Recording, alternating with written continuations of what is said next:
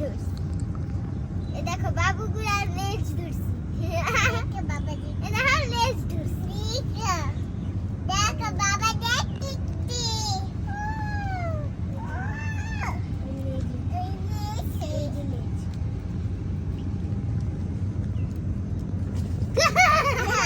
কি করছো?